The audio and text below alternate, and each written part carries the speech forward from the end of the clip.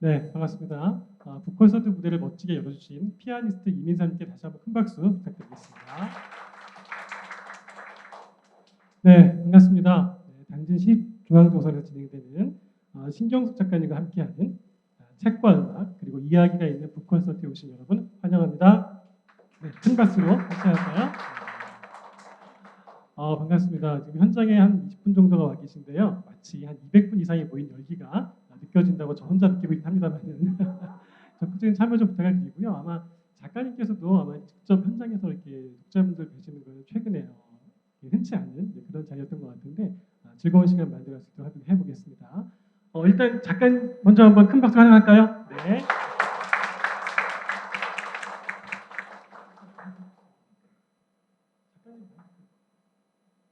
네, 작가님 마이크 아까 네.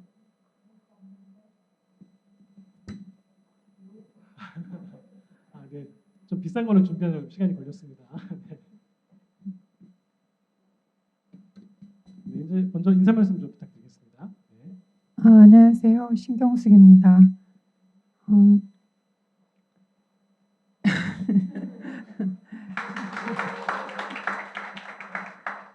만나 뵙게 돼서 참 좋습니다. 함께 해주셔서 고맙고요. 말씀 다 하신 거예요? 다시 한번 박수 한번 드리겠습니다. 네. 당진에는 어떻게 처음 와보셨나요? 아니면 와보셨나요? 예전에? 예, 당진 어떻게 당진을 처음 와봤어요. 오면서 이상하다고 생각했어요. 어떻게 당진을 처음일까? 장정일 씨 시 속에서 먼저 보고 충남 당진 여자라는 시가 있죠? 있죠? 네, 있습니다. 네. 근데 그 서해대교도 어떻게 된 건지 처음 건너봤네요. 그래서 여행 오는 그런 느낌으로 두리번 하면서 왔습니다. 네. 일단 저희가 이제 본격적 책 이야기 하기 전에 이 책이 이제 올해 3월에 나왔고요. 그렇죠? 3월에 출간이 됐었고 한 6개월 정도 시간이 지났는데 아마 코로나 시국이어서 직접 이렇게 독자분들을 직접 만날 수 있는 자리가 많지 않았을 걸로 생각이 되거든요. 네, 직접 보시니까 좀 어떠신지 좀 소감이 좀 어떠십니까? 어, 이상하게 좀 이렇게 떨리네요. 그죠? 이렇게 네, 맞아요. 너무 오랜만에 맞아요. 이렇게 직접 보니까 지난 봄에 이 책을 나온 출판사에서 주최를 해서 부산에 가서 한번 보고 처음인 것 같습니다.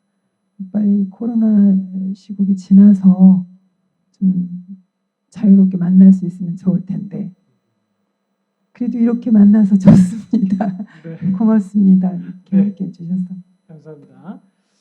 지금 마스크 위로 보이는 표정만으로도 굉장히 기대와 설렘이 느끼는 분위기가 느껴지고요. 그다음에 유튜브를 통해서도 도서관 채널을 통해서도 많은 분들이 시청을 하고 계십니다. 이따가 작가님과 함께 이야기를 나누면서요. 궁금하신 내용들 있으시면 질문을 좀 남겨주시면 감사하겠고요. 유튜브 댓글에도 질문을 남겨주시면 작가님께 직접 댓글을 통해서 답변을 듣는 시간을 갖도록 하겠습니다. 작가님 다 잘 아시죠? 네, 제가 뭐 굳이 어느 분이라고 소개를 안 드려도 다 아시죠? 약간 시차를 두고 대답이 돌아오네요.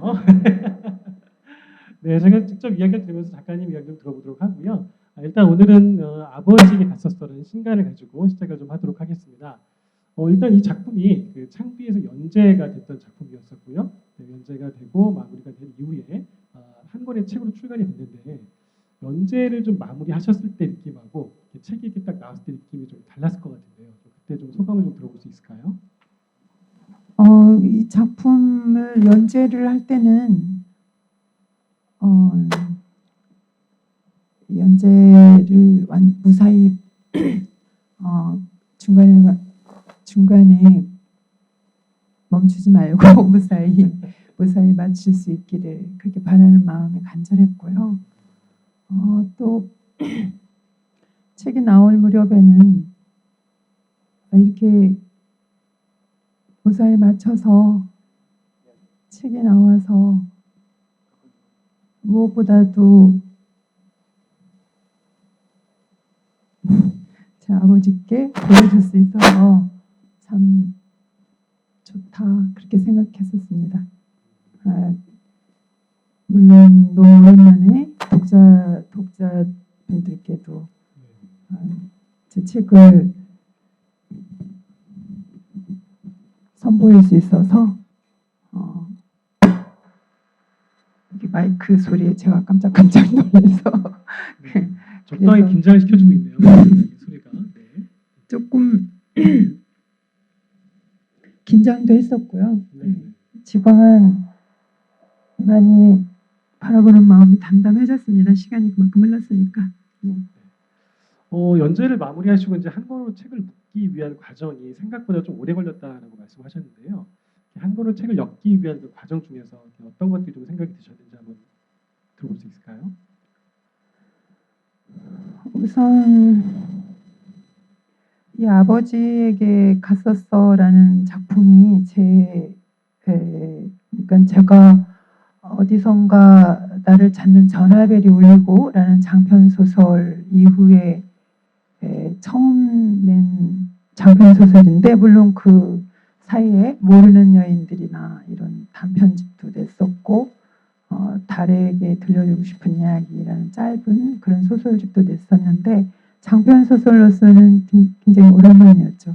그리고 아버지에게 갔었어는 이런 제목으로 아버지 이야기가 다음 장편 소설이 될 거라는 생각을 저 자신도 못 하고 있었기 때문에 못 했다가 어느 날 거의 뭐라고 할까요? 개인적으로는 제 아버지에게 또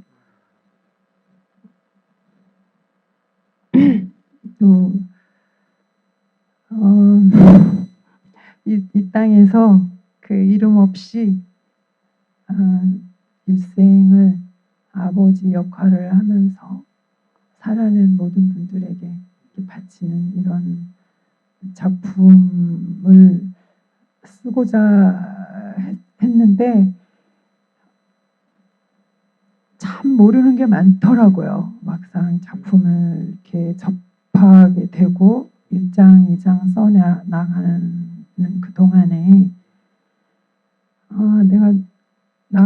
내가 그냥 내 자신의 개인적인, 그러니까 내 아버지조차도 네. 사실은 굉장히 모르고 있었구나.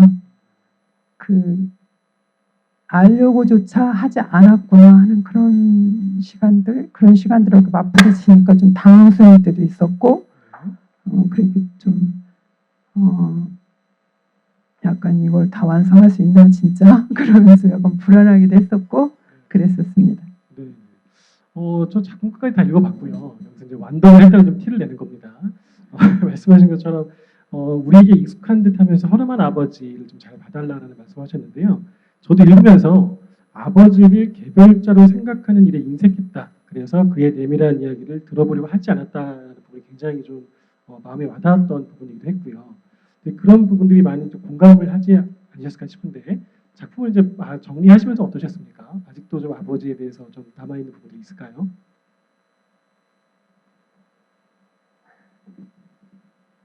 이제 여기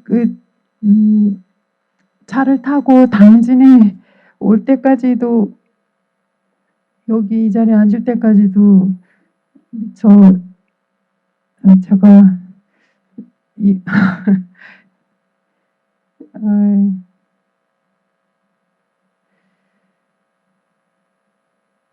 혹시 옆에서 누가 째려보시는 거 아니시죠?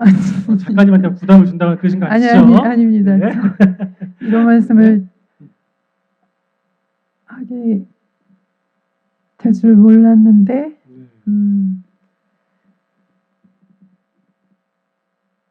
제 아버지가 여름을 잘 나시다가 입추 지난 8월 7일에 세상을 떠나셔서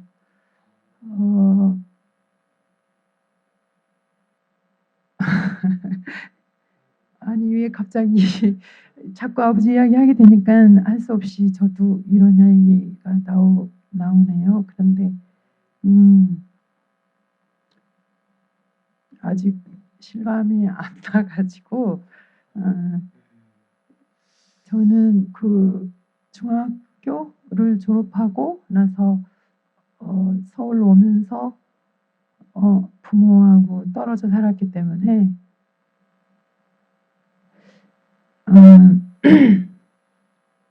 돌아가셨다는 생각이 안 들고, 지금도 시골집에 가면 그 마당에 계실 것 같고 그런 느낌이라 여기 오면서도 아버지가 돌아가셨다 이 생각을 제가 못한 것 같아요. 근데 이게 책에 대해서 얘기하다 보니까 제가 잘못했습니다. 아닙니다. 이게 이 책이 결국 아버지에게 드리는 그런 선물일 수가 있을까요? 하여튼 그런 책이 되었고, 또 남아있는 책에 기다려 주셨는가 하는 그런 생각도 좀 들고 그러네요. 지금 이 책이 3월에 나왔으니까 지금 9월이죠. 예, 그래서 정말 돌아가신 건가 이런 생각을 아직도 하고 있지만 결국은 이 책이 아버지가 제 개인적인 아버지가 이 세상을 뜨시기 전에 보여드릴 수 있었던 거, 그리고 이 책을 받고 이 책을 자꾸 이렇게 쓰다듬으셨던 모습, 쓰다듬으면서 경숙이가 책을 냈구나 하셨던 그런 모습, 그 모습들이 갑자기 좀 막 스쳐 지나가네요. 네.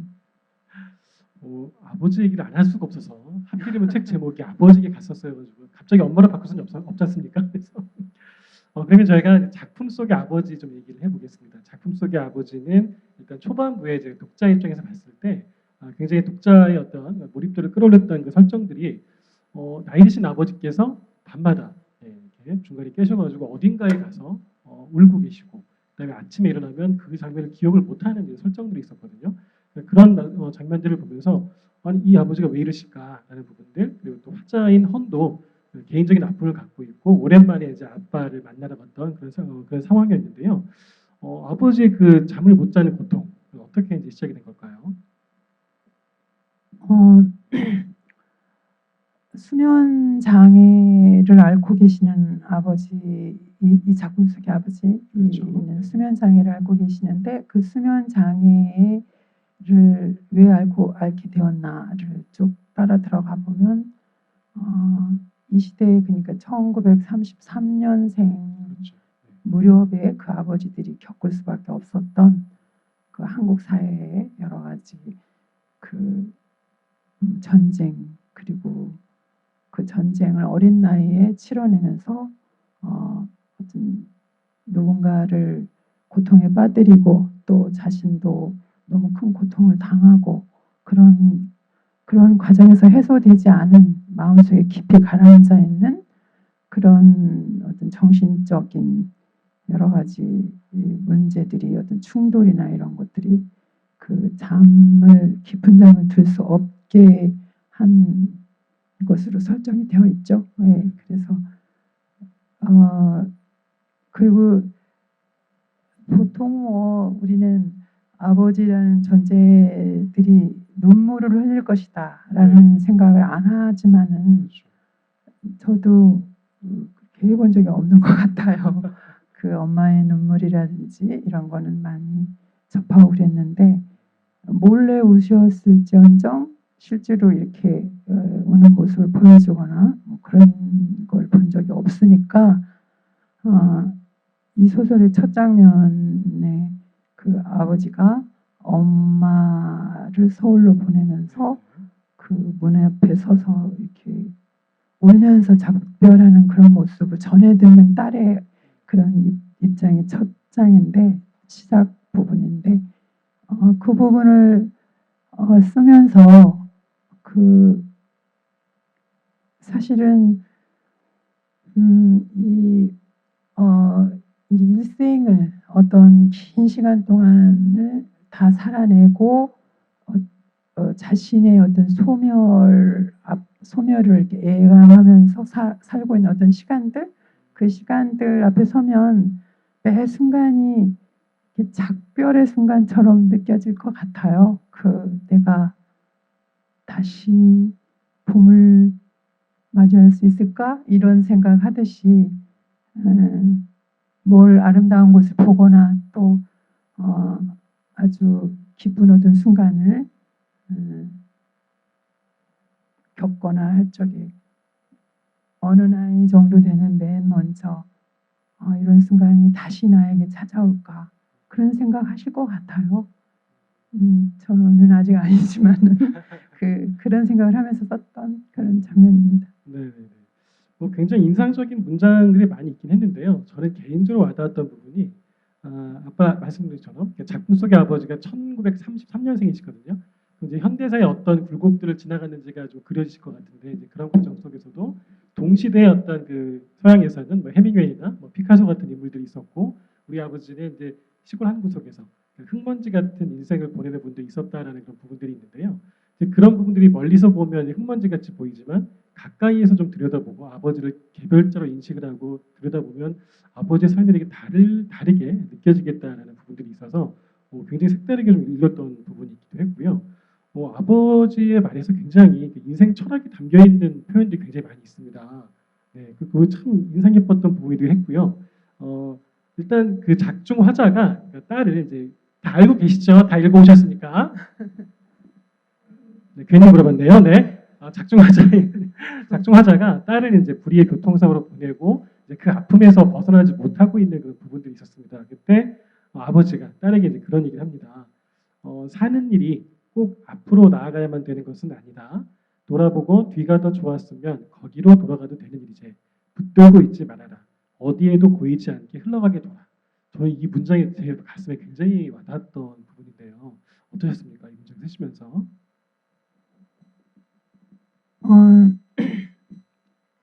이건 제가 그냥 제 개인적인 저희 아버지로부터 가끔 들었던 이야기예요. 네. 그러니까 항상 뭔지 바쁘게 시골집에 갔다가도 저 빨리 가야 돼요.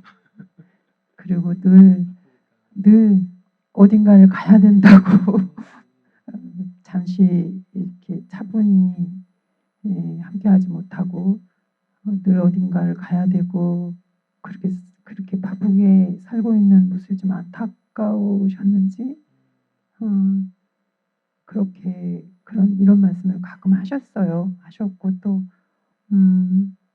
실제로 제가 이제 어느 순간 오랫동안 혼자 있어야 될 시간이 찾아오니까 가장 먼저 든 생각이 이 소설 아까 방금 네. 읽어주신 얘기해주신 그 부분이 마음속에 많이 위로가 됐었고 그래서 이 작품 속에 들어오게 되었습니다. 네. 이런 말씀을 이제 하시는데 그 작품 속의 아버지의 인생 역정이 정말 어떻게 말로 표현하기 어려울 정도로 많은 어려움들이 있었는데요. 잠깐 소개를 드리면 형들이 전염병으로 다 세상을 떠나고 하나 남은 아들이었고요. 그다음에 한의사였던 조부가 하나 남은 아들을 잃지 않기 위해서 학교에 안 보냅니다. 그리고 본인이 직접 교육을 하죠. 그랬는데도 14살에 부모님이 다 돌아가시고 집안의 장손이 되고 그다음에 전쟁이 끝나고 이제 20살에 결혼하게 되고 또 전쟁통을 겪으면서 징집되지 않기 위해서 본인의 의사와 상관없이 검지 손가락 한 마디가 잘리게 되죠. 이런 부분들 굉장히 힘든 시기를 많이 왜 이렇게 고생을 많이 시키신 거예요, 우리 아버지?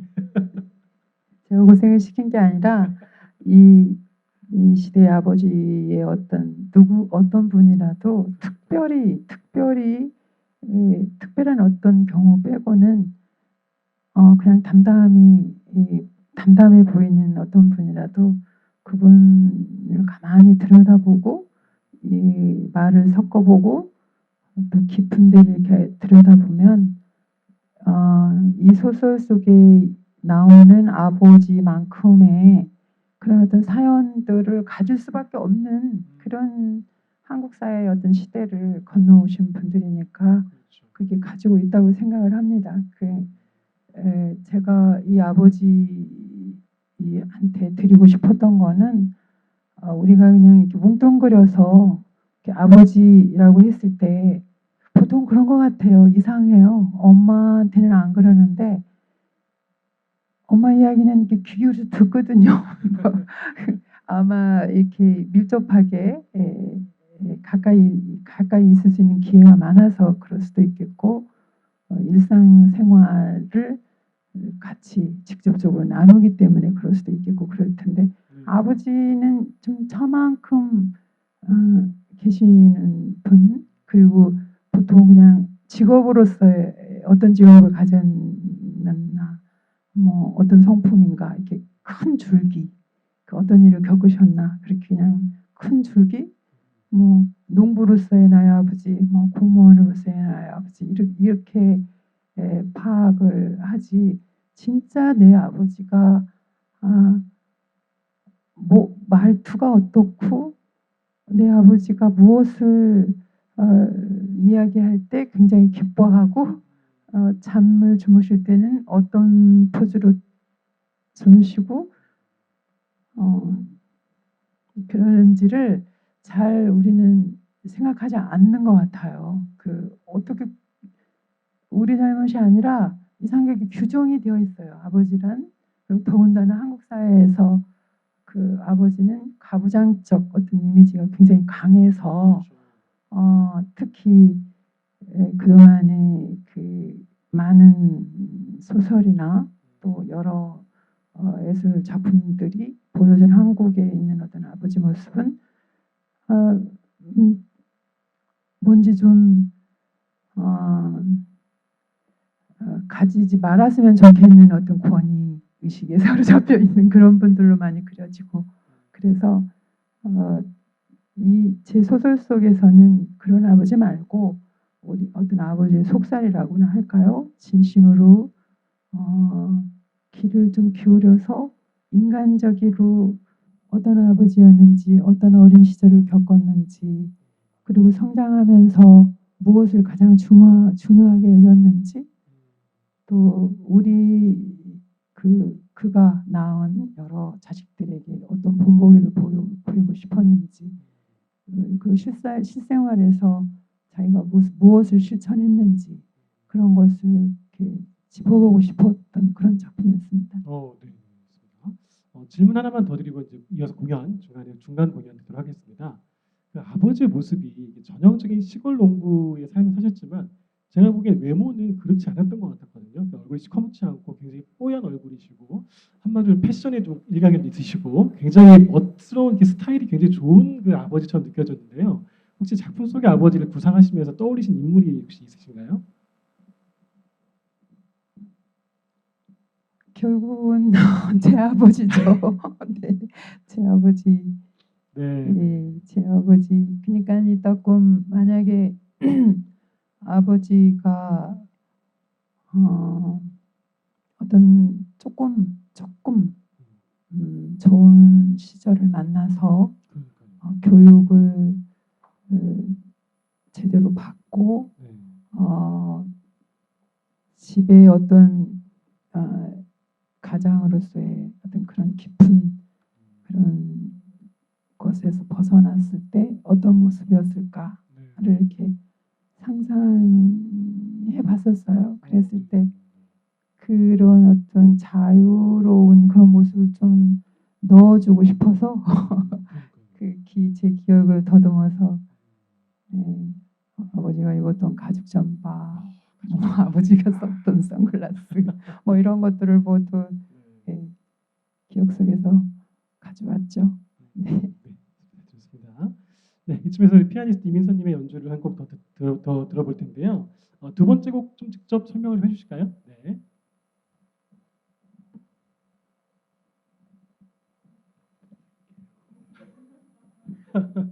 네. 뭐 그럴 수 있습니다. 현장 상황이 마음대로 되는 게 아니기 때문에 네, 괜찮습니다. 제가 이번에 연주해드릴 곡은 러브이즈라는 자작곡 곡인데요. 또 신기하게도 또 아버지의 사랑에 관한 곡이었어요. 그래서 이게 여러분 영화 괴물 혹시 보셨죠? 네.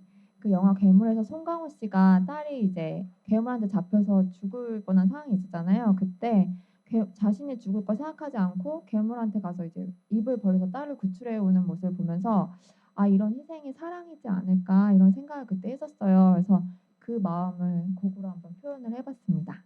연주하겠습니다.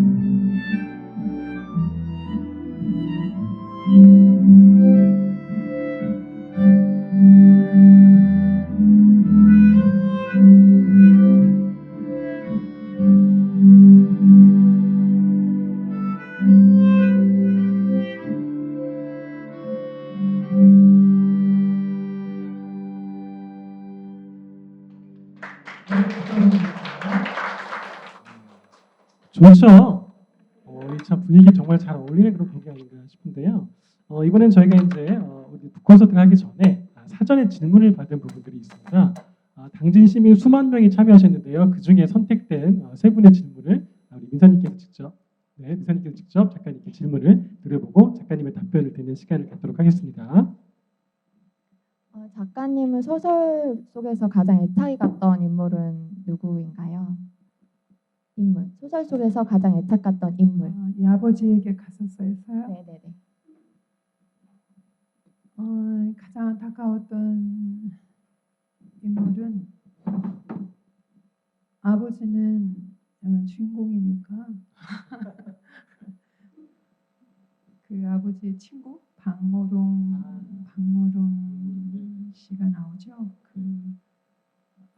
아버지보다 나이가 몇 살 많지만 아버지와 어렸을 때부터 함께하는, 그러나 이제 전쟁을 겪으면서 서로가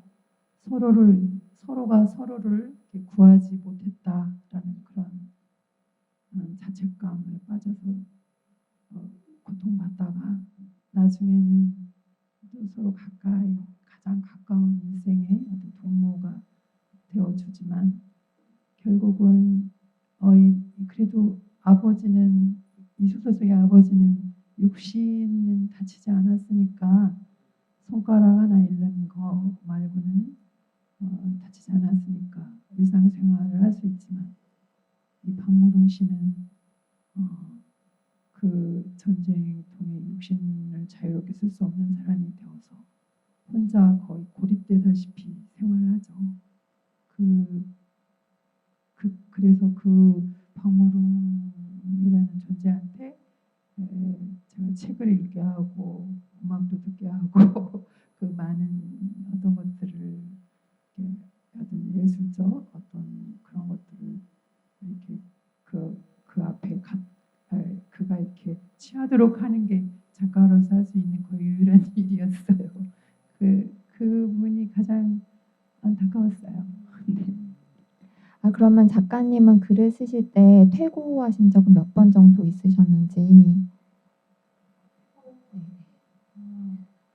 퇴고는 뭐 셀 수가 없죠. 사실 저는 책이 나오고도 가끔 이렇게 들여다 볼 때도 있고요. 그때 좀 뭔가 그때도 발견되는 어떤 게 있으면 그때도 수정을 하고요. 뭐 쓰고 퇴고하고 쓰고 퇴고하고 그런 일들을 수없이 반복하지 않으면 사실 책이 나올 수가 없으니까요. 몇 번이라고 쓸 수는 없고 아마 제 이름으로 제 책이 있는 한은 계속 퇴고를 할 것 같아요. 네. 그러면은 좋은 문장이 나오고 또 좋은 구절이 나오려면 어떻게 하는 게 좋은지 궁금합니다. 모두들 다르니까 우선은 주위의 다른 사람들은 어떻게 다른 존재들하고 소통을 하는지, 그는 어떤 고유성을 가지고 있는지 사실은 사람마다 다 다르거든요. 그리고 얼핏 보면 다 비슷비슷해 보이는데 자세히 이렇게 들여다보면은 정말 한 사람 한 사람 모두가 이렇게 어떤 새로운 문체라고 저는 생각합니다. 그런 것처럼 그렇게 깊이 관심을 가지고 자기와 관계 맺고 있는 그 사람들을 사랑하고 관찰해보고 하는 일, 그들의 시간에 어떤 좋은 의미로서의 어떤 동참도 적극적으로 하고 하는 일, 그런 게 매우 중요하다고 보고요. 또 무엇보다도 쓰는 일보다는 쓰기 전에 읽는 일을 많이 해야 된다고 생각합니다. 그래서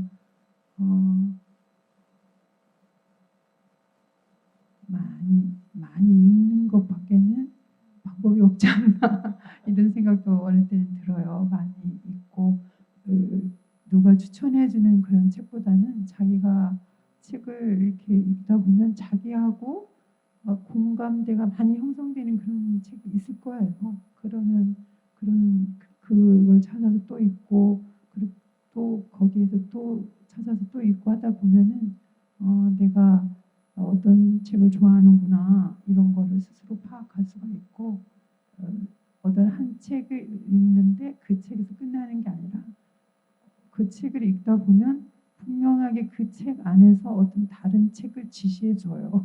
그러면 그것도 또 찾아서 읽고 하다가 보면은 자기의 어떤 이게 끌려 나오고 그 자기만의 어떤 생각들이 글로 쓰여지고 그런 시간이 온다고 생각합니다. 네, 수고하시니까 박수 한번 드릴까요? 네. 네, 이현선 작가 일단 엔딩 거일 때 다시 한번 모시겠습니다. 네. 읽기에 대해서 자연스럽게 말씀해 주셨는데요. 이제 좀 편해지셨죠? 아까보다는. 네. 작가님의 글쓰기가 좀 궁금하긴 합니다. 그러니까 평소에 글을 쓰실 때 어떤 시간을 정해놓고 하시는지 아니면 어떤 집필이 어떤 잡혔을 때 집중적으로 하시는지에 대한 부분들이 궁금한데요. 어떻게 글쓰기를 하시는지. 네.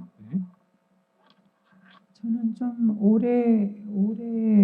오랫동안 새벽에 작업을 해요. 그러니까 낮에 특별한 일이 없는 이상은 좀 잠을 일찍 자는 편이고요. 새벽에 연재 같은 것을 할 때는 시계를 어쨌든 3시에는 깨야겠다 생각하고 맞춰놓는데 3시에 깬 적은 없어요. 항상 조금 빨리 깨요. 3분 전, 5분 전 그렇게 깨지더라고요. 이게 알람 소리를 듣고 깨는 건 아니고 그렇게 깨져요. 그래서 3시 연재를 한다거나 이럴 때는 3시 뒤부터 한 9시 정도까지 자료도 정리하고 글도 쓰고 그렇게 하고요. 요즘에는 코로나 때문에 좀 끊고 있는데 9시 반쯤 되면 요가를 오랫동안 했었고요. 그리고 아침 먹고 제 하루 일과를 말해달라고 한 건 아닌데 괜찮습니다. 이야기가 이렇게 되었습니다. 네, 오전 9시에 요가를 하시고 그 이후에 그러면 그렇죠. 그래서 점심도 먹고 주로 그렇게 단순하게 일찍 깨기 때문에 오후에는 낮잠도 조금 잠깐 자고 그러니까 이렇게 어디 출근을 일정하게 해야 된다라고 그런 분들한테는 가능하지 않는 스케줄이죠. 자유로우니까 그렇죠. 그렇게 할 수 있었을 겁니다. 네. 제가 이제 그 토크 준비하면서 작가님 뒷조사를 살짝 해봤는데요. 물론 이제 어린 시절부터 또 작가로서 재능이 있으셨겠지만 제가 알기로는 그 반성문 한 장이 학창 시절의 반성문 한 장이 소설가가 되는 계기가 됐다 이런 말씀하신 적이 있으시더라고요. 네. 좀 들어볼 수 있을까요? 네. 제가 고등학교 때 이야기인 것 같네요. 네, 맞습니다. 네. 윗단방에 등장하는 에피소드이기도 한데 좀 고등학교를 좀 일반 고등학교를 다닌 게 아니고 지금은 사라졌지만 그 산업체 특별학급이라는 그런 학교를 다녔어요. 야간 다녔는데 그때 국어 선생님이 최홍희 선생님이라는 국어 선생님 굉장히 독특하신 그 국어 선생님을 만났는데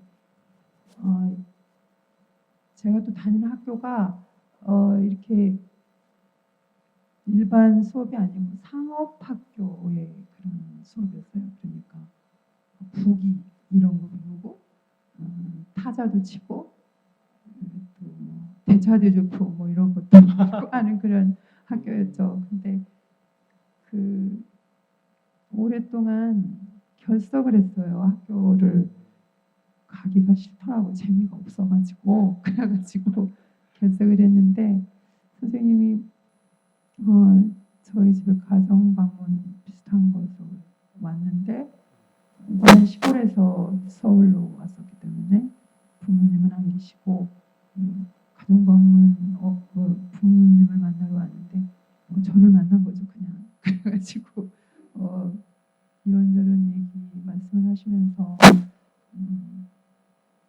하여튼 학교에는 오라고 그랬어요. 학교에 왜 안 오냐 그래서 그 수업하는 게 너무 재미가 없고 나는 너무 어렵고 모르는 것만 있고 그런 식으로 얘기를 하니까 그러면 학교에서 뭘 하고 싶으냐고 물어보셨어요. 그래서 책을 읽고 싶다라고 했더니 그 선생님이 그러면 나와서 그냥 책을 읽어라라고 그렇게 하셨습니다. 그런데 일단 결석을 너무 오래 했기 때문에 반성문을 써와야 된다고 그랬어요. 그래서 반성문을 써가지고 이제 학교에 오라고. 그러면은 수업 시간에 어떤 책이든 그냥 읽고 있으면 다른 선생님들한테 당신이 잘 말해 놓겠다. 그렇게 그랬습니다. 실제로 그렇게 하셨어요. 그러니까 굉장한 국어 선생님을 제가 만난 거죠.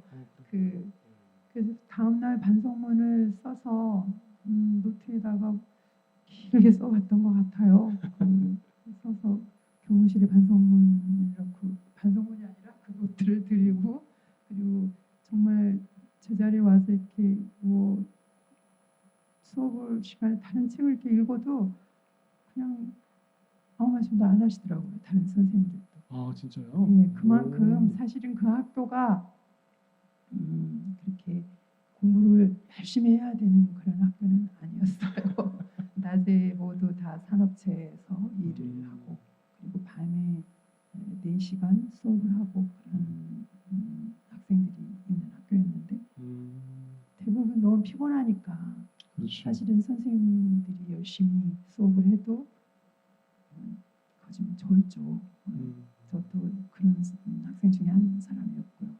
그러니까 그런데 학교 가는 재미가 생겼어요. 학교 가서 그냥 책을 읽어도 되고 그랬으니까 그 선생님이 그 말씀만 해주신 게 아니라 당시에 그 실천문학이라는 그 개간지가 있었습니다. 지금은 나오는지 나와도 조금 그때 그 모습은 아닐 거예요. 그거고 난자이가 쏘아올린 작은 공이라는 그런 그렇죠. 조세희 선생님의 책도 사주셨어요. 그리고 읽어도 된다 하고 그러셨는데 그 책을 사준 이유는 한 반성문을 노트를 갖다 드리고 한 일주일쯤 되었을 때 선생님이 교무실로 오라고 그래서 갔는데 저를 이렇게 보더니 너는 소설을 쓰는 게 어떻겠니? 라고 말씀을 해주셨어요. 그러니까 저는 그전에는 글을 쓰고 싶다. 글 쓰는 사람이 되고 싶다. 이런 꿈이었지. 그게 사실 어리니까 그리고 시골에서만 자랐고 서울에 온 지도 얼마 안 되고 그런 상황이어서 내가 소설을 쓰고 싶은 건지 뭐 시를 쓰고 싶은 건지 아니면 평론을 하고 싶은 건지 그런 거는 정해져 있지가 않았었습니다. 그냥 글을 쓰는 사람이 되고 싶다 그런 거였죠. 근데 그 선생님이 그 반성문을 보고 너는 소설을 써보는 게 어떻겠냐라고 해서 그때 정했어요. 그래, 소설을 써야겠다. 그때 인생의 행보가 그래서 지금까지 그 말씀대로 소설가의 길을 가고 있는 중이죠. 나중에 제가 대학을 가고 90몇 년도에 제가 등단을 했더라. 너무 오래전 일이네요. 95년? 네. 95년인가 봐요. 등단 기록은 85년으로 돼 있습니다. 95년이요? 네. 그래요. 95년에는 애딴방을 냈던 해네요. 제가 등단이 아니고 10년 전이고요. 등단을 해서 문해중앙이라는 그 잡지를 통해서 이 겨울우화라는 이 중편소설로 등단을 했는데 그 작품이 실린 책을 가지고 그 선생님을 찾아갔어요. 그래서 이렇게 드렸더니 저를 보더니 너무 놀라시면서 너 정말 소설가가 되었냐고 진짜냐고, 진짜 됐냐고. 네. 그러시더라고요. 그러면서 그냥 그때 학교도 안 나오고 책은 좋아하는 것 같고 뭔가 좀 마음 붙일 때가 필요한 학생이구나 생각하셔서 근데 반성문을 써온 거 보니까 좀 말은 되게 썼나 봐요. 제가 보니까. 이미 읽어보시고 거기에서부터 재능이. 네. 뭔가 이렇게 그 마음을 붙일 것을 마련해주기 위해서 하신 말씀이었다고 그러시더군요. 네. 어쨌든 그 말씀 한마디가 굉장히 위로가 되고 동기가 되고 계기가 되지 않나 싶은 생각이 들기도 합니다. 말씀하신 대 85년에 이제 등단하셨으니까 이제 작가로서의 삶을 살아오신 지가 30년이 훌쩍 넘어가는 이제 시간이 되기도 했네요. 어떠십니까? 작가로서 산다는 거에 대해서 어떠신지. 저 사실 개인적으로 궁금하긴 합니다. 네. 저는 그러니까 다른 것을 다른 삶을 생각해 본 적이 없었습니다. 어쩌다 보니까 어린 시절에 제 형제들이 많은데 그 형제들 중에 바로 위 그러니까 3살 터울 나는 오빠가 하나 있는데 네. 그 오빠가 이렇게 책을 읽는 걸 좋아했어요. 그래서 어디선가 계속 책을 빌려왔습니다.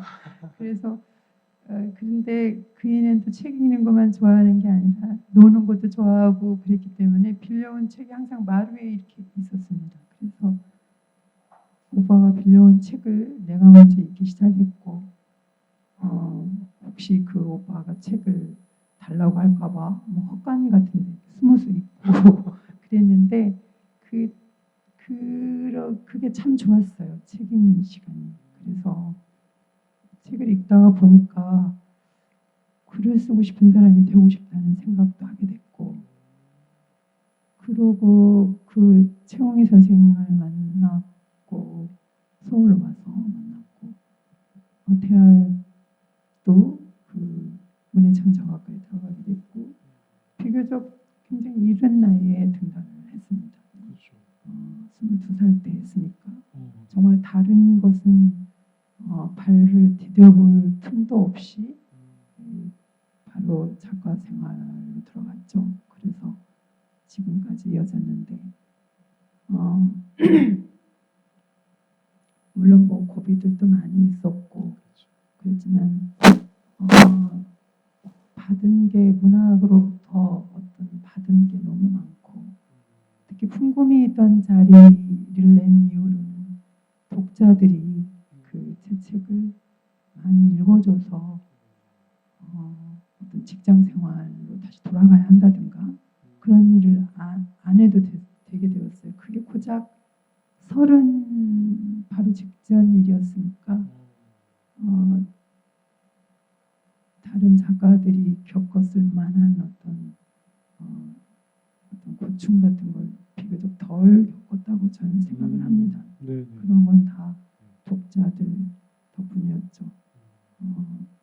비교적 빨리 어떤 꾸미기도 했던 큰 책상도 풍금이 있던 자리가 사게 해주었고 제 개인적인 네네. 작은 방도 혼자 쓸 수 있는 방도 그렇죠. 풍금이 있던 자리 덕분에 가질 수가 있게 되었고 그래서 30대, 40대는 거의 글 쓰는 일밖에 한 게 없다 이렇게 기억이 될 정도예요. 그리고 또 여러 가지 일들이 많이 있었지만 월단방을 쓰고 여러 작품들을 쓰고 그 다음에 2010년, 8년 막 연도가 헷갈립니다. 네, 괜찮습니다. 예, 무렵에 엄마를 부탁해를 출간하게 되었는데 또 그 책을 독자분들이 많이 읽어줘서 그렇죠. 그 책의 어떤 영향으로 계속 글만 쓰면서 살 수 있는 그런 삶을 영위해 온 셈이죠. 그러니까 받은 것 어떤 것이 어떤 고충보다는 그런 걸 많이 누렸다고 개인적으로 저는 그렇게 생각을 합니다. 다만 작가 생활이라는 것은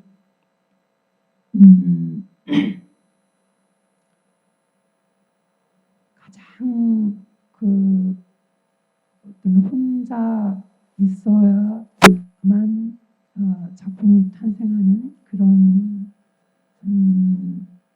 것이기도 하면서 또 어떤 사회 현상이라든지 또 자기 주변에서 일어나는 모든 일에 관심을 가져야만 어떤 문장이 나오고 또 그래야 하는 동시에 두 가지를 잘 관리해야 하는 그런 일이기도 하다고 생각을 합니다. 그래서 그 일부러 고립시키기도 하고 또 어느 때는 일부러 사람들 속에 섞이기도 하고 뭐 그런 생활을 해왔습니다. 그 앞으로도 그냥 어디인가 아주 오래전에 인터뷰를 한 걸 제가 최근에 이렇게 보게 됐는데 거기에 이런 말을 제가 했더라고요. 다 쓰고 갈 것이다 라고 다 쓰고 갈 것이다 라고 이렇게 해놨더라고요. 무슨 그때는 그렇게 지금 같은 상황도 아니었고 젊어서도 젊은이라고 할 수 있는 그런 나이였었던 것 같은데 네. 어떻게 그런 말을 했을까 하는 생각이 듭니다. 그러니까 아마 문학 글을 쓴다 그런 거 외에는 다른 것을 생각해 본 적이 없어서 그랬던 거 아닌가. 그래서 다 쓰고 가려고 합니다. 그때 생각했던 것처럼 어떤 상황에서든지 또 많은 회환과 자책과 뭐 이런 게 많이 남고 그렇지만 그럼에도 불구하고 제가 할 수 있는 일은 글을 쓰는 일이고 그것을 제 생에는 다 하고 가려고 합니다. 네, 박수 한번 드리겠습니다. 네.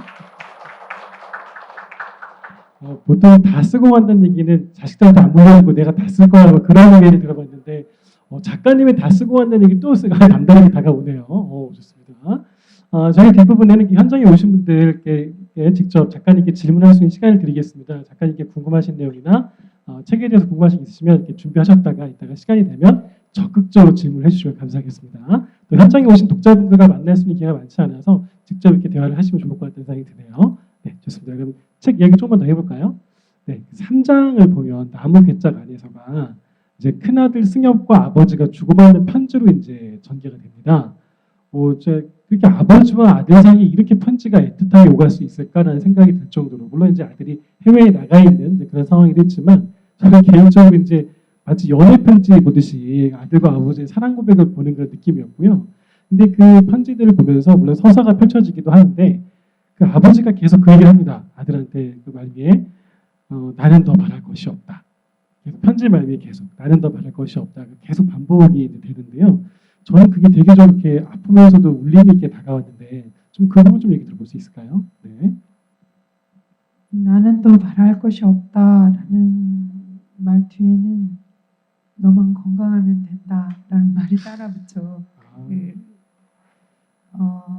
너무나 아끼고 사랑하는 자신의 첫아이가 자라서 아주 하나만 나라로 일을 하러 갔는데 그 아버지로서 할 수 있는 말은 그 말뿐이었다고 생각해요.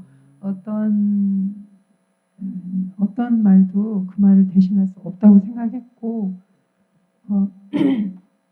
또 실제로 제 형제 중에 가장 큰 오빠라고 부르는 사람이 그 사우디의 그 오래전 이야기네요. 그래서 파견을 나가서 근무했을 때 그 두 사람이 편지를 주고받는 것을 제가 대학생이었을 때 그 심부름을 했어요. 제가 그러니까 그 회사는 서울역 앞에 있었고 거기 지하에 해외 관리 인력부라는 데가 있었는데 아버지 편지를 받아서 거기에 갖다 주면 그 편지를 거기에서 오빠에게 가져다 주고 또 오빠가 쓴 편지를 그 해외 관리 인력부에 가져다 놓으면 내가 또 그 편지를 가져다가 아버지에게 가져다 주고 그런 일을 2, 3년 했었습니다. 그러다 보니 나도 모르게 그 편지들을 읽게 되었고 거기에는 항상 그 말이 있었어요. 나는 더 바랄 것이 없다. 라는 그런 말이. 그러고 이 소설 속에도 어쩌다 보니 비슷하게 쓰게 됐는데 오빠가 이제 그 군무를 다 마치고 돌아오면서 그 편지들을 다 가지고 왔어요. 저도 물론 오빠에게 편지를 많이 썼죠. 네. 그 편지도 돌려받았고 그 아버지에게도 그 편지를 다 갖다 드려서 그 편지를 제가 가끔 이렇게 봤던 기억이 납니다. 물론 이 소설 속에처럼 남북의장 안에 잘 간직되어 있거나 그러지는 않았지만 그건 소설적 장치이지만 그런 편지 생각이 났고 그 편지들을 제가 제 식으로 다시 이렇게 썼습니다. 아버지는 아버지 말투, 큰아들은 큰아들 말투로 썼는데 그 장면을 넣은 이유는 형제가 많은 집, 더군다나 지금이 아닌 그러니까 1933년생쯤 되는 그 시골 출신의 어떤 아버지가 자식이 여럿일 때 그 맞이는 우리가 보통 장남이라고 부르는데 그렇죠. 하는 또 하나의 아버지 역할을 할 수밖에 없는 그런 시대를 우리가 지나왔다고 저는 생각을 합니다. 그래서 사실은 아들과 아버지가 주고받는 편지지만 어떤 독자들은 이 큰아들에게서도 아버지를 느낄 수 있다고 생각했어요. 그래서 그것도 편지를 주고받는 장면을 이렇게 넣었습니다. 네, 그렇습니다. 그럼 그 아들과 아버지가 집을 쭉 돌면서 이렇게 쭉 두런두런 얘기를 나누는 장면 있잖아요. 저 되게 참 인상적으로 다가오는데 혹시 그 부분도 그러면 이렇게 두 분이 보여주시는 모습이신가요?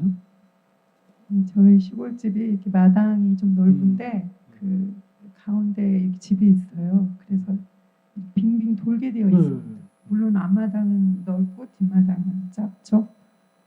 그런데 어린 시절에 제 기억 속에 굉장히 행복하게 남아있는 기억 중에 하나는 그 큰오빠라는 이가 서울에 가장 먼저 갔는데 거기에서 돌아오면 우리들이 살고 있는 집으로 돌아오면 그렇게 아버지하고 밤새 밤을 새지는 않았겠죠. 저녁 먹거나 이런 때 그 집을 빙빙 돌면서 무슨 얘긴가를 했어요. 무슨 얘긴가를. 물론 못 알아듣죠. 무슨 얘기를 나눴는지는 저도 모릅니다. 그런데 그 모습이 저한테 굉장히 인상 깊게 남아 있었어요. 남아 있었고 또 뭐라 그럴까요? 아버지와 어떤 그 장남이라는 그 두 존재에 들만 갖는 또 어떤 유대감이 있을 거라고 저는 생각을 했고요. 그래서 그 장면을 일부러 이렇게 넣었습니다. 아주 인상 깊었던 장면이기도 했고요. 아버지와 아들의 정이 느껴지는 그런 장면이기도 했습니다. 혹시 이따가 그 작가님 뵐수 있는 자리가 많지 않으니까 책을 읽으시면서 인상 깊었던 문장이나 기억에 남았던 장면을 우리 작가님 좀 직접 읽어주시면 좋겠다라고 생각되시는 부분이 있으시면 좀 이렇게 마음속에 생각해 주셨다가 좀 부탁을 드려도 괜찮을까요? 좀 이따가요. 네, 알겠습니다. 마음속에 생각해 주셨다가 제가 이렇게 부탁을 드렸는데 아무도 얘기 안 하시면 제가 민망해지니까 빨리 마음속에 생각하고 계시고요. 저는 개인적으로요, 작가님 김순옥 김순옥 씨가 참 정말 우리 아버지 얘기했던 로맨스, 네, 김순옥 씨와 일하가 저는 굉장히 흥미진진하기도 했고, 굉장히 궁금하기도 했고, 또 너무 빨리 이제 다시 이제 집에 돌아오게 되고, 마지막 인사도 못하고 돌아왔잖아요. 그러니까 김순옥 씨와 함께하기 위해서 정말 과감하게 집을 떠났던 적이 있었는데, 그거 좀 잠깐 들어볼 수 있을까요? 네. 김순옥 씨는 사실 그 김순옥이라는 이름은 제가 지은 거고요. 아, 제가 네네네. 초등학교 때 제 짝꿍 몸이 많이 아픈 짝꿍이 있었는데 아, 언제부턴가 볼 수가 없었어요. 그래서 가끔 순옥이라는 이름이 제 작품 속에 등장합니다. 그 애가 이렇게 생각날 때 네네. 순옥이라는 이름을 써요. 이제 지금은 이름만 남아 있고 사실 모습도 다 잊었는데 이상하게 가끔 생각이 나요. 그 너무나 많이 아팠던 친구. 그리고 어떤 인사도 없이 어느 날부터 학교 안 오고 그 다음에 지금까지 만나지 못했던 그 친구. 그 친구는 어찌 되었을까를 생각할 때 먼저 그냥 좀 아련해지는 그런 마음이 있는데 그래서 그런지 가끔 씁니다. 김순옥이라는. 그리고 여기 김순옥과의 일화들은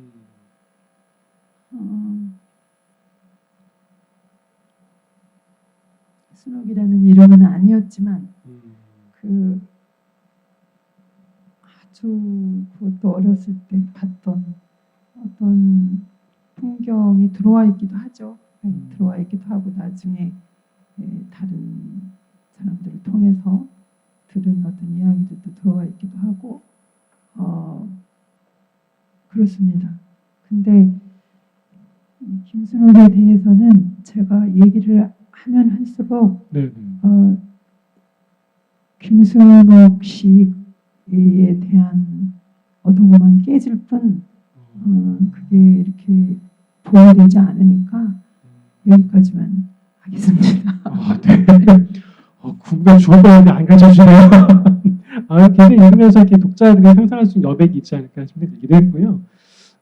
저는 개인적인 소회를 말씀드리면 이렇게 아버지가 한 번도 가족을 위해서 자기 자신을 주장한 적이 없었다는 생각이 들어요. 그러니까 김순옥 씨를 만난 부분도 겨울에는 농한기니까 어떻게든 자식들을 먹여 살리려고 서울에 가면 일거리가 있겠지라는 부분을 갖다가 4.19에 휩쓸리게 되고 이런 부분들이 맺어졌던 인연들인데 정말 아버지 인생에서 단 한 번 주체적으로 어떤 선택을 했던 그런 모습이 아니었을까 싶은 생각이 들어서 좀 궁금했던 부분인데 네, 저도 한 번 더 읽고 생각해 보겠습니다. 네, 그러면 진행하도록 하고요.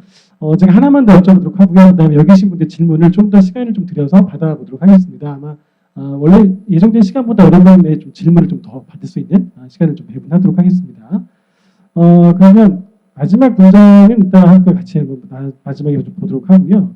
그 둘째 아들 이야기도 좀 이렇게 좀 인상 깊었는데 자전거 여행을 하다가 간첩으로 몰려가지고 이제 경찰서에 잡혀가게 되고 그때 이제 아버지가 왔을 때 그동안 말을 하지 않고 표현을 하지 않았어도 둘째의 마음을 이미 아버지는 다 알고 있었거든요. 다 이해하고 있었고 그다음에 함께 있는 자리에서 너 하고 싶은 대로 해라. 눈치 보지 말고 너 하고 싶은 거 해라. 이렇게 얘기를 남겨줬었는데요. 그 장면 좀 잠깐 들어볼 수 있을까요? 네. 이 둘째 여기 이 아버지에게 갔어서의 여러 가족 형태, 여러 형제들이 나오는데 둘째를 따로 이렇게 둘째 아들 이렇게 해서 만든 것은 제가 엄마를 부탁해를 썼을 때 어떤 둘째 되는 분이 그러더라고요. 저한테 둘째의 마음이라는 것도 있는 거라고. 맞아요. 네. 그 여기저기 치이는 그 느낌. 저는 거기 엄마를 부탁해도 장남과 엄마 관계가 많이 나오잖아요. 근데 무슨 이렇게 독자와의 어떤 만남이 있었을 때 저한테 그분이 그래요. 그 둘째의 마음도 있는 거라고. 한번 둘째의 마음을 잘 살펴봐 주셨으면 한다고. 근데 이상하게 그 말이 오랫동안 남아 있었어요. 그래서 이번엔 일부러 둘째를 앞에다가 이렇게 내세웠습니다. 그리고 이 둘째는 그런 것 같아요. 여러 형제가 있을 때 첫과 셋째 사이에서 이러지도 못하고 저러지도 못하고 또 형은 힘이 세고 동생은 고집이 세고 이러잖아요. 그러니까 항상 뭔가를 양보하고 또 모른 척하고 그러면서 정말 속은 또 속대로 상하고 하는 게 둘째의 마음인 것 같고 어쨌건 뭘 할 때 맨 먼저 찾을 때는 첫째를 찾잖아요. 그 어떤 책임 내가 책임지고 싶어도 둘째는 책임을 지라고 안 하기도 하는 것도 서운할 때도 있다고 그러더라고요. 그러니까 그게 오히려 모르겠어요. 저는 겪어보지 않은 일이라 그냥 짐작만 할 뿐인데 그래서 둘째를 넣고 이 아버지가 그 자기의 속마음을 털어놓는 그런 존재로서 둘째를 넣었죠.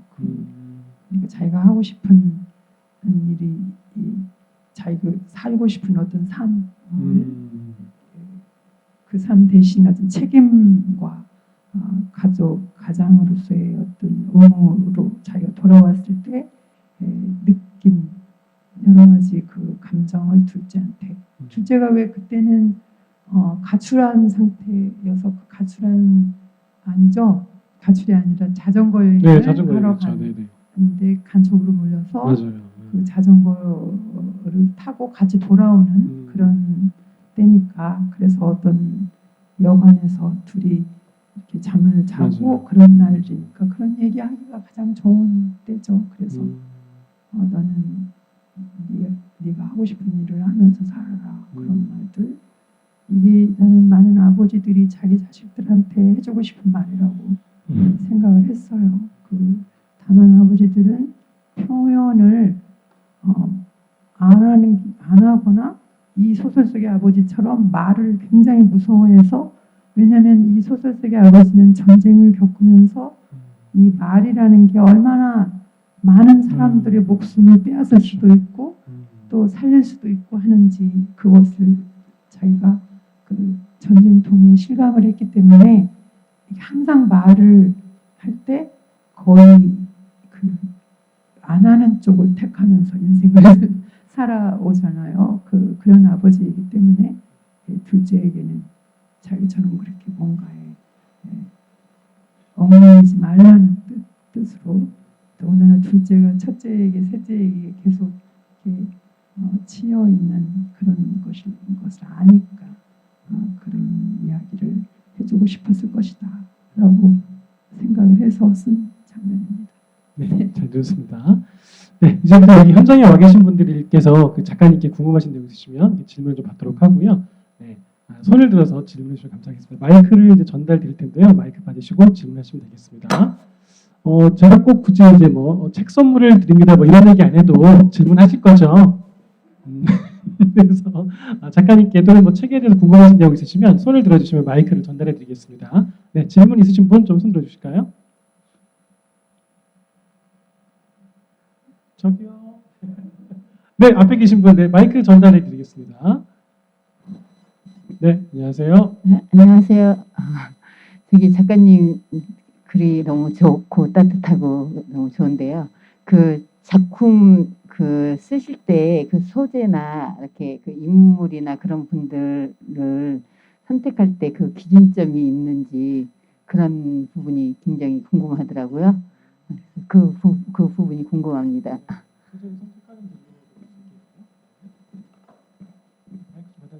저는 네, 질문이 정말 좋은 질문이라고 생각합니다. 그리고 질문을 해주셔서 감사합니다. 아까 보니까 책을 5권을 주면서 독자분들이 질문을 한 분들한테 드린다고 사인하라고 하는 거 보니까 틀림없이 주는 것 같습니다. 네, 첫 질문은 무조건 드리겠습니다. 첫 질문은. 네. 제가 이제 작품을 소재라기보다는 어떤 인물을 선택할 때 기준이 있는데 그 인물을 어떤 캐릭터를 형성해 나갈 때 어떤 현실에서 있음직한 인물이라고 느껴지는 사람들한테는 절대 나쁜 역할을 주지 않는다. 그것입니다. 왜냐하면은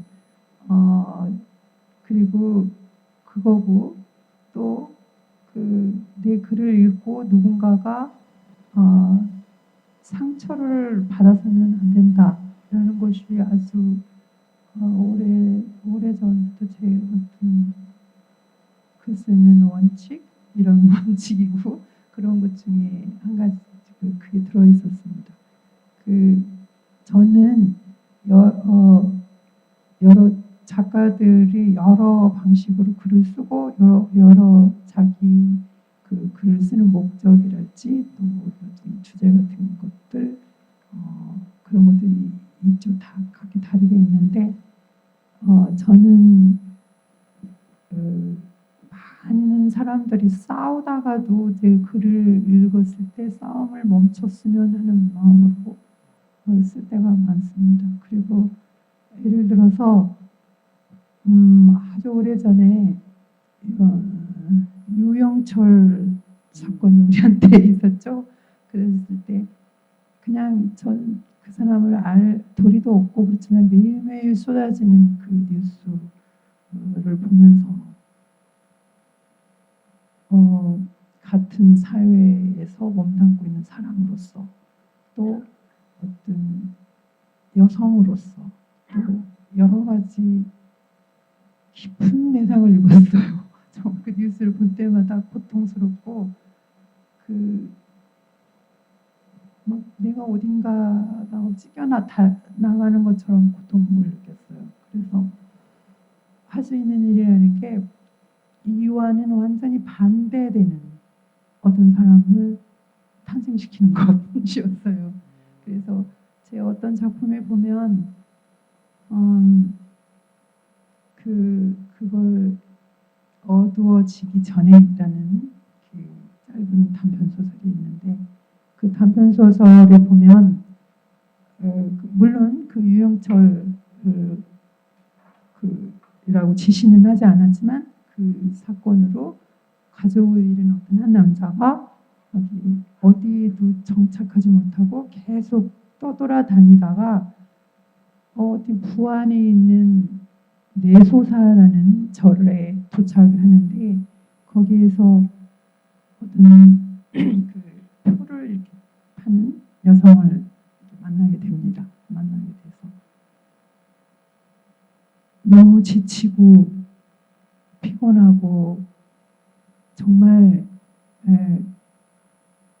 아무것도 원하는 것이 없는 거죠. 왜냐하면 그 원하는 마음조차도 사라진 그런 고통을 받고 있는 사람이니까. 그 사람이 무심코 그 여성한테 배가 고프다고 얘기합니다. 그러니까 그 여성이 그러면 내가 몇 시에 끝나는데 조금 기다리라고 그럽니다. 그래서 하여튼 그 여성을 따라서 집에 가서 밥도 얻어먹고 잠도 자고 그 여성이 또 자기 동생과 아주 늙은 어머니가 굉장히 힘들게 사는데도 그들이 얼마나 또 행복하게 서로 이렇게 다정한 그런 일상을 살고 있는지를 눈으로 보고 이러면서 마음을 회복하는 그런 짧은 단편 소설을 썼습니다. 그러고 나니까 조금 마음이 나아지더라고요. 제 마음이. 그러니까 세상이 어느 한쪽으로 너무 저울이 이렇게 내려가지는 그런 사건들, 고통들 이런 것들이 만연할 때 오히려 이 저울추를 조금이라도 위로 올리려면 그와 반대되는 어떤 이야기를 생성해 놓는 것, 그것이 작가인 나로서는 할 수 있는 일이다라고 생각하고 쓴 작품이에요. 그런데 그 작품을 읽고 많은 사람들이 세상에 이런 사람이 어딨냐 라고 했어요. 이런 사람이 어딨냐고. 그래서 너무 선한 쪽으로만 쓰지 않았는가 그런 질타도 받고 했는데 그러면 세상에 이런 사람이 있을 줄은 누가 알았어요. 그 반대, 이 유영철 같은 사람이 있을 거라고는 누가 상상을 합니까? 그런데 있잖아요. 그런 것처럼 또 어딘가에는 우리가 눈에 보이지 않고 우리가 눈에 보이는 것만 다라고 생각하면 안 된다라고 저는 생각해요. 눈에 보이지 않는 것으로 훨씬 더 하는 눈에 보이지 않는 것 속에서 어떤 에너지들이 생성되고 있다.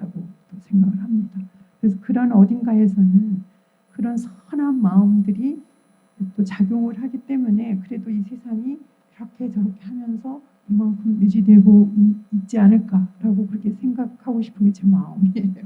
네.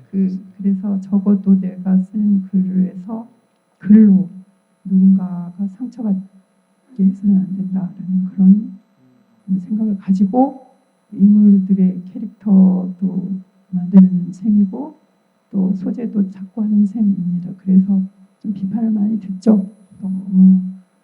너무 선한 쪽이지 않냐라는 비판을 많이 듣는데 그렇게만 보지 말고 심리를 봐주기를 바래요.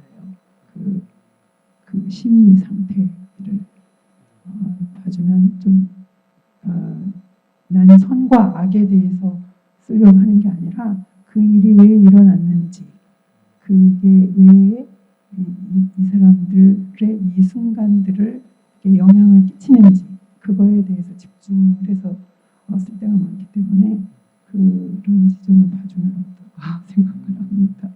네. 박수 한번 드리겠습니다. 네.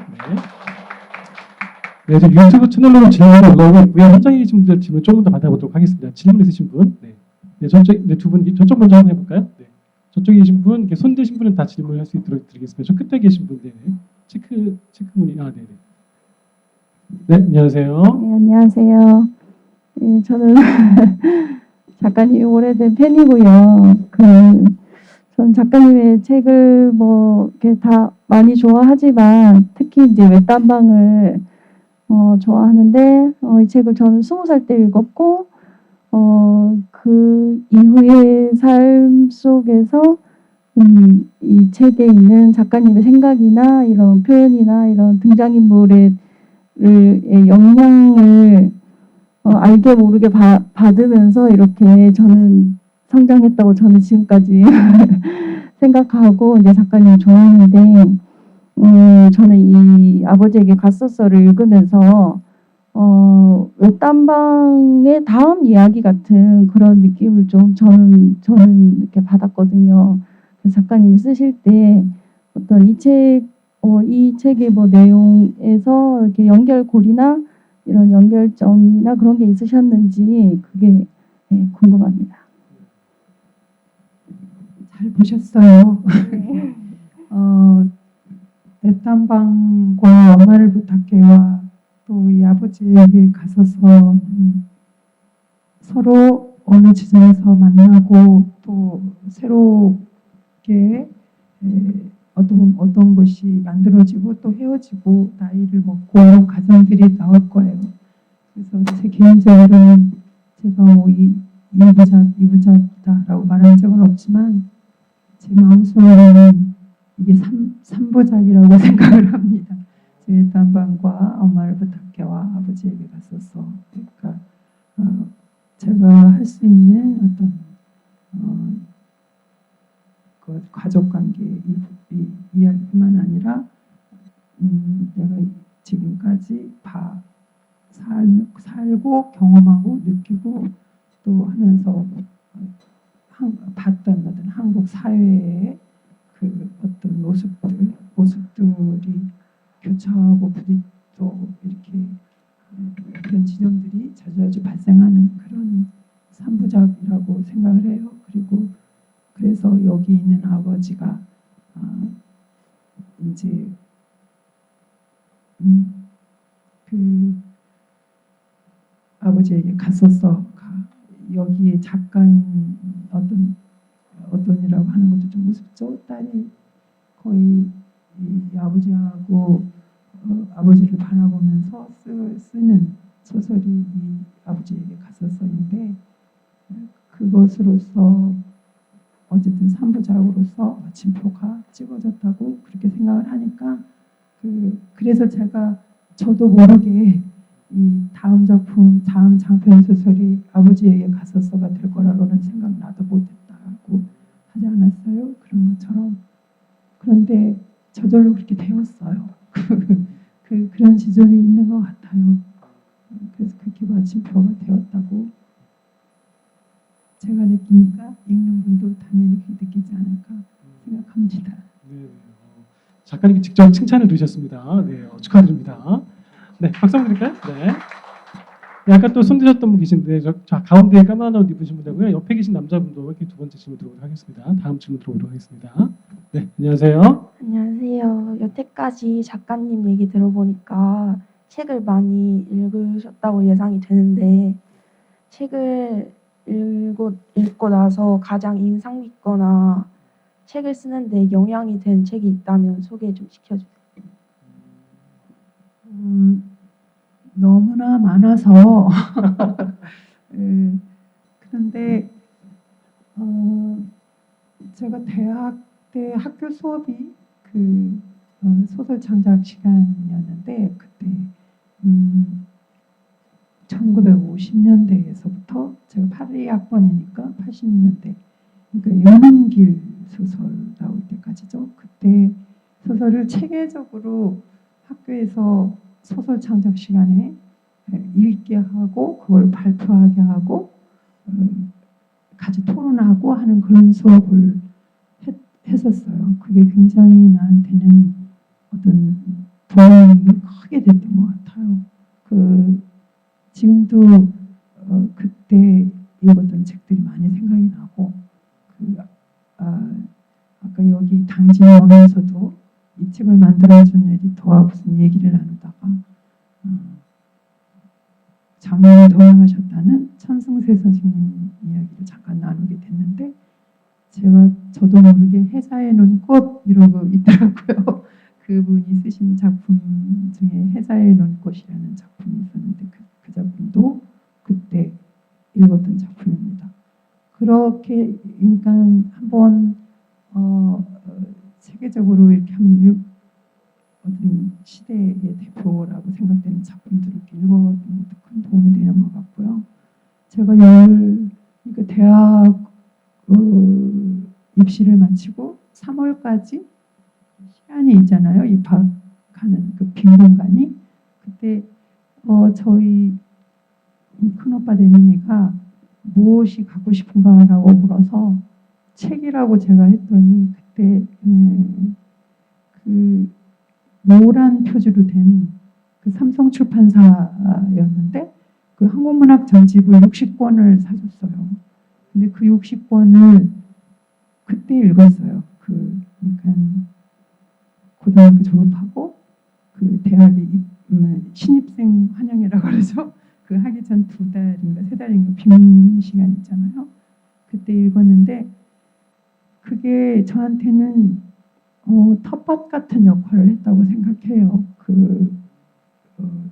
읽는 동안에 소설이라는 것이 무엇인지 어떻게 쓰면 되겠는지 그런 게 이게 제가 일일이 설명은 해줄 수 없는데 그걸 읽는 동안에 이렇게 많이 흡수가 되는 듯한 그런 느낌입니다. 그래서 그렇게 얻은 책이다라고는 아니고 그렇게 자기가 관심이 가는 시대라든지 자기가 관심이 가는 어떤 소재 혹은 자기가 관심이 가는 어떤 게 있으면은 그거를 한 권, 두 권 말고 총체적으로 그 시작부터 현재까지 아주 고전에서부터 현재까지 한번 이렇게 섭렵을 하는 그런 시간을 가지면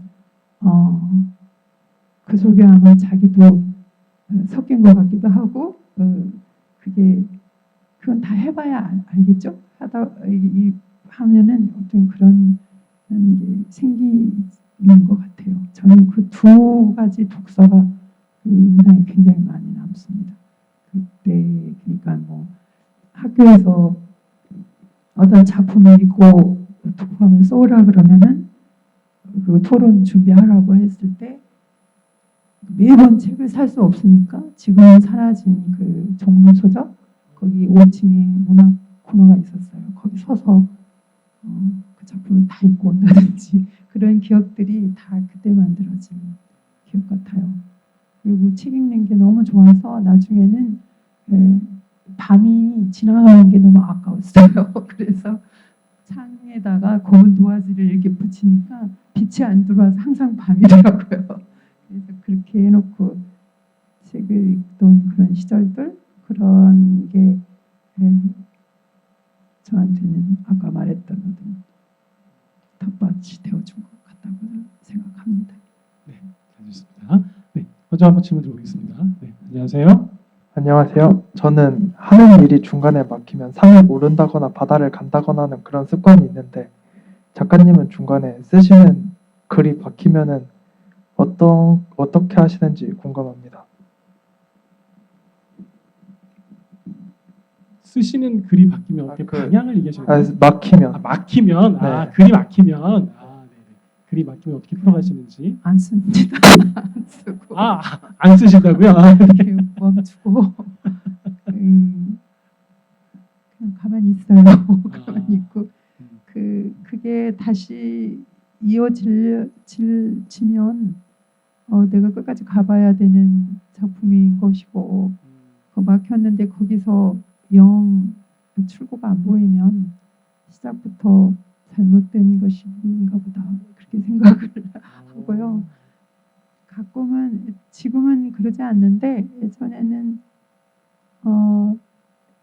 이게 저는 그러니까 장편을 쓸 때는 장편만 쓰고 단편을 쓸 때는 단편만 쓰고 그래왔어요. 그리고 두 가지를 한꺼번에 못하기 때문에 어떤 거를 하나 끝내고 그리고 다른 일을 하고 뭐 이렇게 했죠. 그래서 사실 중간에 멈춘 작품은 없어요. 그게 끝나야 다음으로 건너갈 수 있다고 제가 생각하는 것 같아요. 그래서 어쩌든지 마치더라고요. 그런데 가끔은 누가 그때 만나는 사람이 있잖아요. 얘기해줘요. 이게 소설이라고 안 하고 얘기를 해줘요. 이렇게 하고 이렇게 됐는데 그 다음에는 어떻게 될 것 같아? 라고 물어봐요. 그러면 뭐라고 얘기를 해요. 그러면 그렇게 될 수도 있겠구나. 그럴 때도 있었던 것 같고요. 영 안 써질 때는 그냥 멈출 수밖에 없었던 것 같고 그런데 완전히 멈춘 적은 없었던 것 같습니다. 쓰다가만 작품은 없습니다.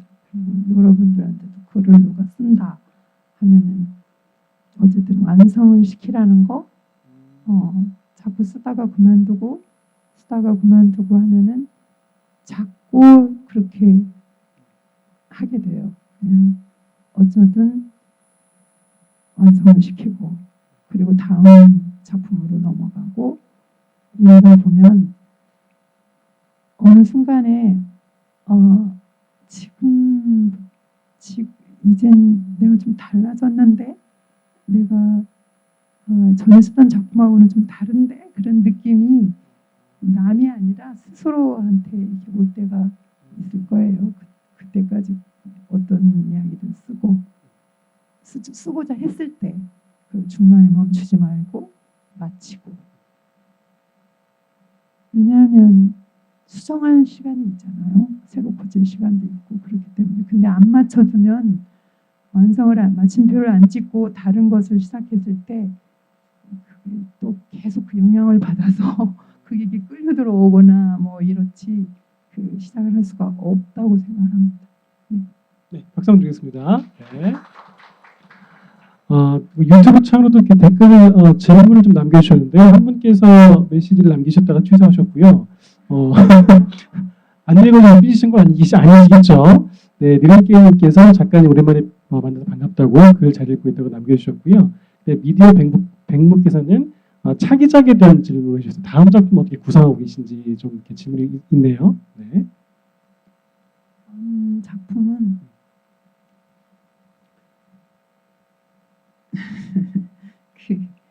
아침에 어딘가로 일을 하러 가서 그날 저녁에 집으로 돌아가지 못한 어떤 노동자의 이야기를 쓰려고 생각하고 있습니다. 네. 경례 박수 드리겠습니다. 네. 사실 아까 제가 부탁드린 부분도 있고 한데 좀 시간 관계상 더 이렇게 작가님 말씀 듣고 싶으면 저희가 마무리할 때가 돼서 혹시라도 아까 작가님의 음성을 통해서 직접 듣고 싶은 문장이 있으신 분 계십니까? 네. 앞에 계신 분. 네. 네. 네. 앞에 렌즈에 나오는 이 부분을 직접 듣고 싶습니다. 네. 네. 감사합니다. 네.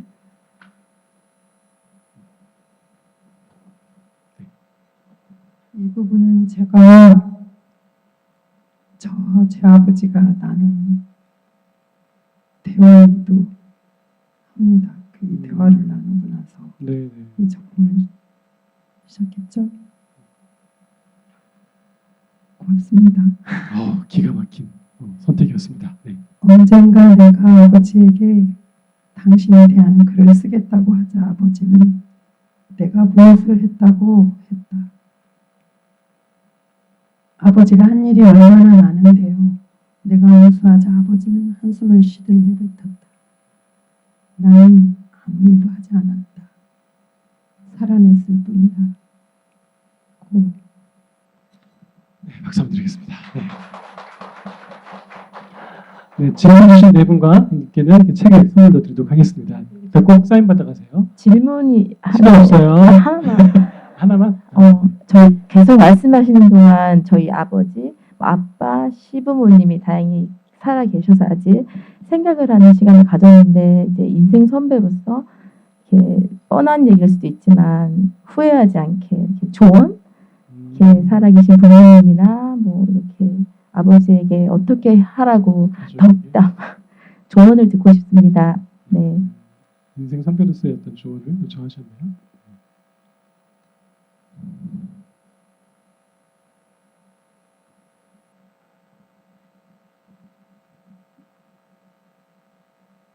조언 그냥 제가 8월 7일에 오후 1시 반쯤이 됐는데 1시 반이 아니군요.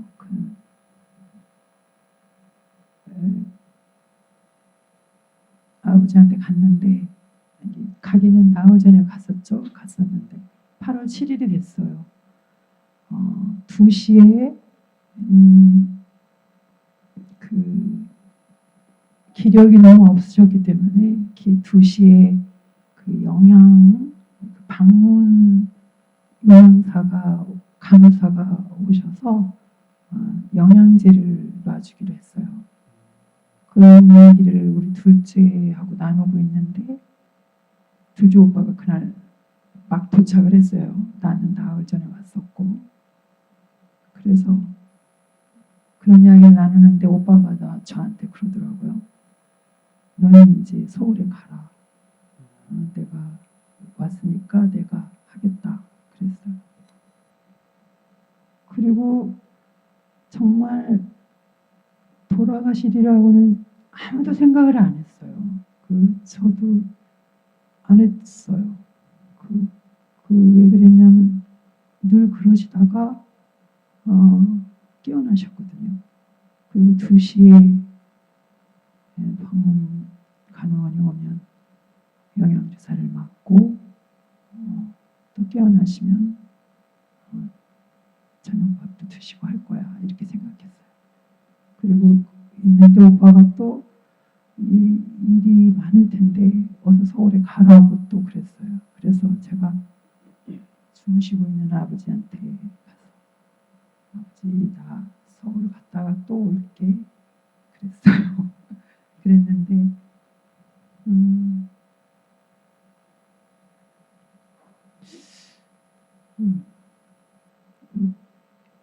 서울에 뭐가 있다고 그렇게 서울에 갔다가 금방 또 올게 그랬을까? 그 말이 왜 마지막 말이 됐을까? 그 생각을 할 때가 있어요. 멍해져요. 그러면 어디 간다고 자꾸 그러지 말고 그냥 곁에 이렇게 있어주는 거 조금이라도 더 그냥 함께 있는 거 그거밖에는 저도 다른 걸 모르겠어요. 네, 박수 한번 드리겠습니다. 네. 마음고생을 좀 하셨을 것 같은데요. 일단 오늘 당진 시도상에서 이렇게 독자분을 직접 만나고 하셨는데요. 오늘 마지막 소감 한번 들어보도록 하겠습니다. 오늘 어떠셨습니까? 처음에 말이 잘 안 나와가지고 그리고 지금 약간 어디 목이 타고 그러네요. 요즘 좀 그럴 때가 많아요. 이렇게 뭐가 그럼에도 함께 좋은 기운 속에서 이렇게 아버지에게 갔었어라는 작품 이야기 그리고 제 이야기도 어느 만큼 함께 나눌 수 있어서 기뻤습니다. 여러분한테도 그런 시간이었으면 좋겠습니다. 고맙습니다. 네, 다시 한번 드리겠습니다. 네, 감사합니다. 네, 이어서 피아니스트 이선생님의 공연을 북콘서트 마무리하도록 하고요. 단순 도서관 북콘서트는 다음 달과 11월에 계속됩니다. 다음 달에 박은영 작가님과 함께 만나보도록 하겠습니다. 네, 지금까지 진행 김신이었고요. 네, 엔딩 공연 듣고 공연 끝나고 난 다음에 작가님께 사인 받으실 분들, 그다음에 인증샷 찍으실 분들 줄 서주시면 되겠습니다. 네, 이분의 무대 큰 박수 주실까요? 네.